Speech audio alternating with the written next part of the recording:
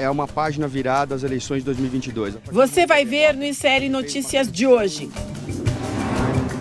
A morfina do golpe ou o golpe da morfina? Advogado Floriano Azevedo analisa como a justiça pode ler o argumento de Bolsonaro para justificar post golpista. Essa postagem foi feita de forma equivocada. Disputa pela relatoria da CPI do golpe já começou. Heloísa Vilela traz os bastidores direto de Brasília. A nova tentativa da defesa de Anderson Torres de tirar o ex-ministro da cadeia. E as informações e análises de Leandro Demore, Cristina Serra, Silvia Colombo, Jorge Misael, André Campedelli e Ailton Ferreira.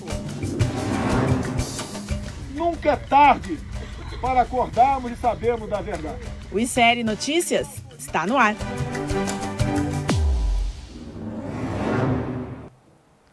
Nunca é tarde, aqui é bem cedo para a gente conhecer a verdade, né? Então, bom dia a todos vocês, sejam todas bem-vindas e bem-vindos a mais um ICL Notícias. Hoje, quinta-feira, 27 de abril de 2023. Muito bom dia para você que nos acompanha nas redes também, na TVT aberta 44.1, na região metropolitana de São Paulo. Um salve especial para você que está nos ouvindo na Rádio Brasil Atual, 98.9 FM, e especialíssimo para você que nos acompanha na rede Quirimurê, 10.3, canal aberto da Grande Salvador. Muito axé para vocês e vamos junto que o ICL tá no ar, minha gente. Bom dia, William, tudo bem? Tudo bem, Vivian. Olha, sem o Edu aqui presencialmente com a gente hoje, eu vou ter que citar mais um pensador. O Edu que faz muito isso aqui. Novamente, eu já, semana passada eu já tinha citado o Casimiro, que tem a frase clássica de foi mal, tava doidão. O Jair Bolsonaro meteu essa de que tava doidão.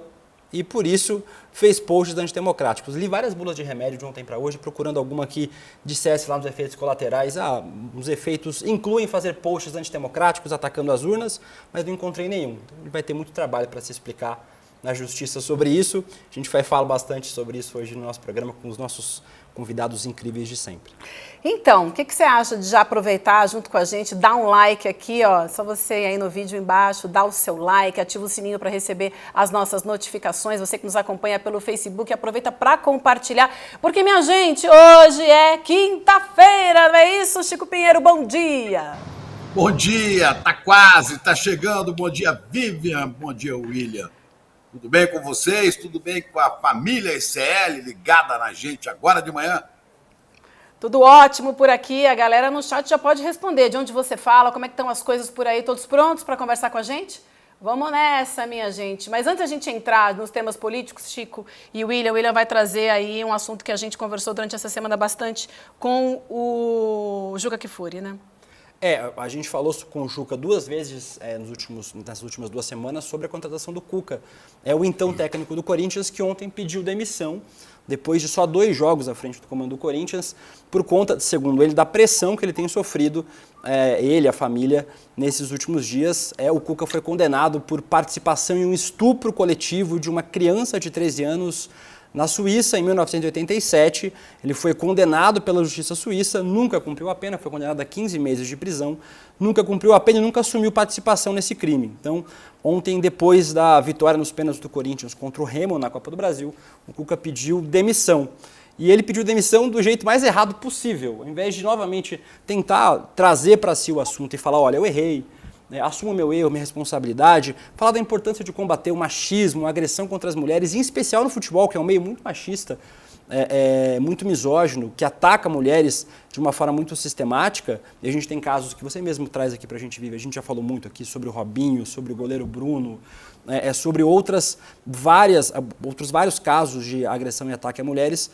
O Cuca, mais uma vez, pede uma oportunidade de falar sobre o assunto e de falar da importância de combater o machismo dentro do futebol e na sociedade. E aí ele disse que estava saindo porque foi julgado pelo Tribunal da Internet.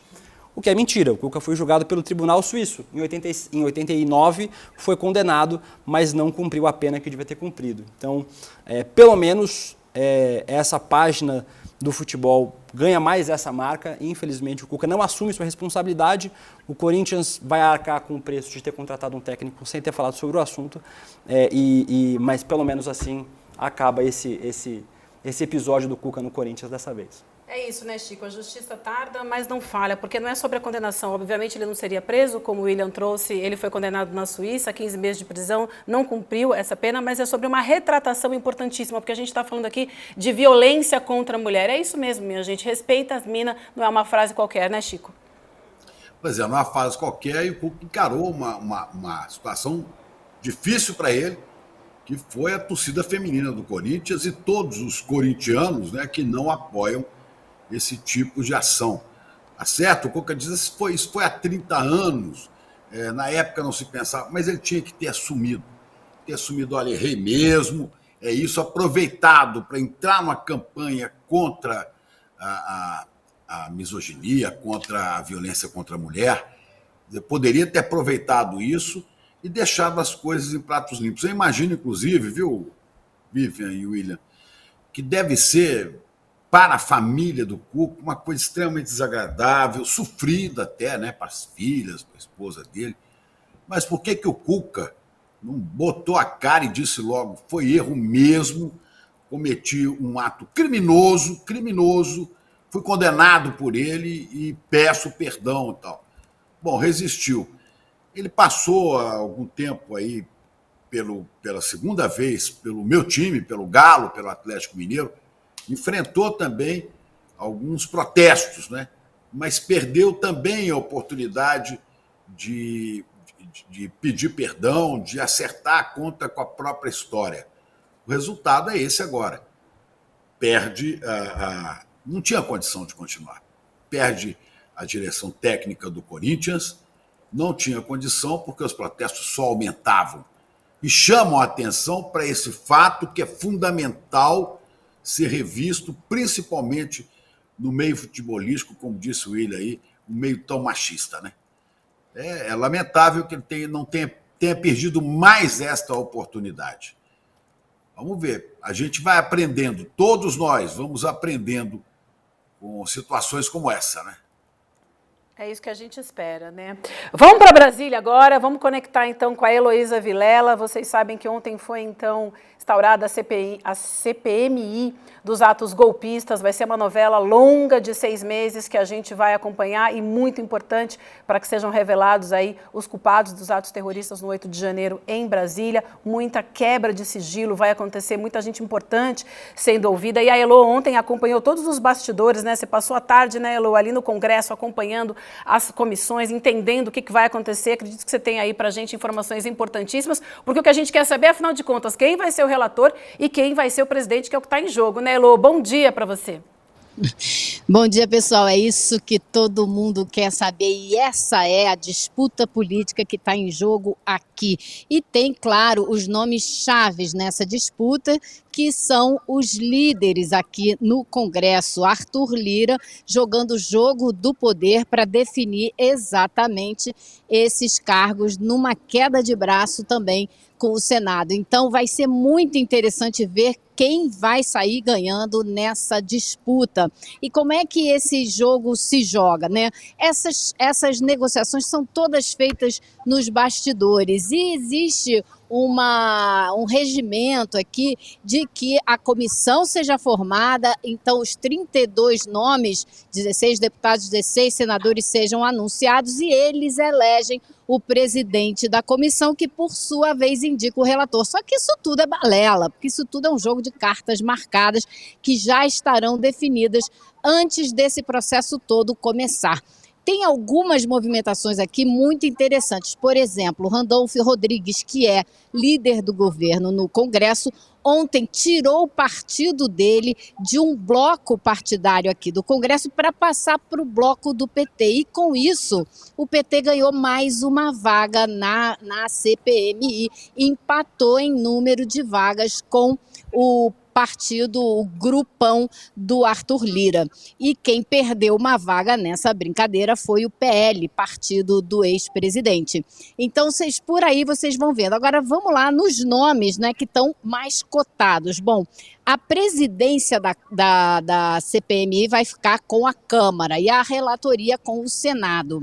Na Câmara existem 2 nomes muito cotados. Um deles é do deputado Arthur Fufuca, do PP, partido do Lira. Mas também existe um outro nome cotado, que é do Arthur Maia, que é do União Brasil, que fez campanha abertamente para o ex-presidente Bolsonaro. Então fica aí quem é que Lira vai acabar colocando nessa presidência. Bom, e no Senado, que vai ficar com a relatoria, a grande briga em torno do nome de Renan Calheiros, que é do MDB, que foi relator da CPI da Covid e que o governo gostaria muito de vê-lo nessa posição novamente. Mas a gente não pode esquecer que Renan é um arqui-inimigo de Arthur Lira, que vai tentar mostrar que manda muito aqui em Brasília.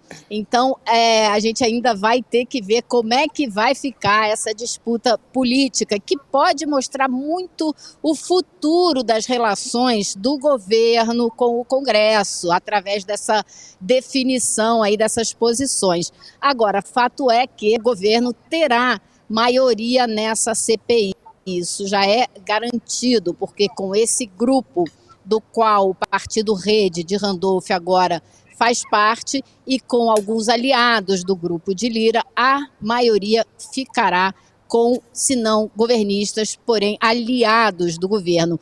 E é muito provável que alguns até que não sejam muito simpáticos ao governo ou ao Partido dos Trabalhadores acabem jogando um jogo juntos com o PT e com o governo, porque muitos também se sentiram atingidos e ameaçados com os ataques. Afinal de contas, foi uma destruição do Congresso, da casa onde eles exercem suas funções, e a democracia brasileira. Então, nem todos vão permanecer nesse grupo pequeno de extremistas, mas um grupo muito barulhento que promete colocar pelo menos um dos filhos do ex-presidente nessa CPMI. Agora, Janones também está em campanha para entrar na CPMI, então tem muitos nomes importantes que devem entrar também, como o do Contarato,